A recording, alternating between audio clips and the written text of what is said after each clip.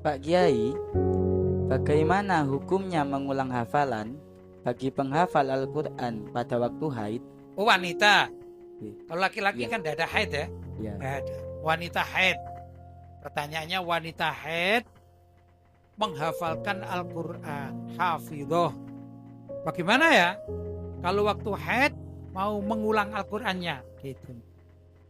Ada dua pendapat termasuk dalam mazhab Syafi'i sendiri. Pendapat terkuat menurut Imam Nawawi bahwasanya orang haid itu haram untuk membaca Al-Quran, termasuk juga memegang mushaf. Pendapat terkuat. Nah, tapi ada pendapat yang tidak kuat dan ini banyak juga diamalkan khusus untuk para hafidhoh, khusus, yaitu boleh mengurang Al-Quran asalkan tidak dengan memegang mushaf.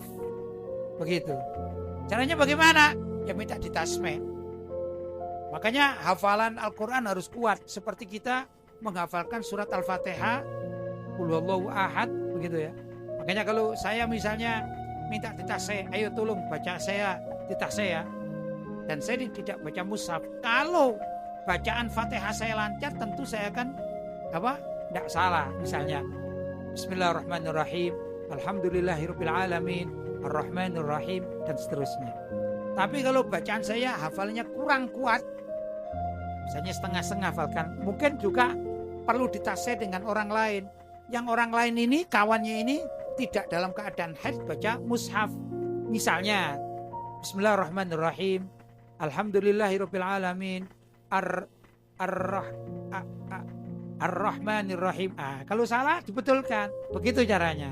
Ya, ini tidak bawa pegang mushaf. Jelas? Nah, itu pendapat juga. Tapi kalau menurut saya digabung saja pendapat ini, gitu.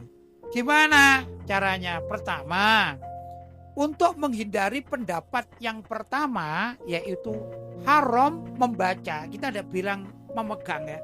Membacanya Al-Quran bagi orang haid haram, sedangkan pendapat kedua boleh, dan yang paling kuat adalah hukum haram.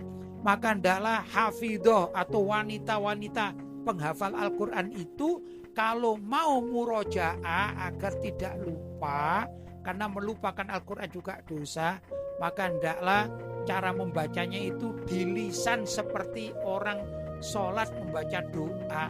Kalau kita baca doa sholat kan misalnya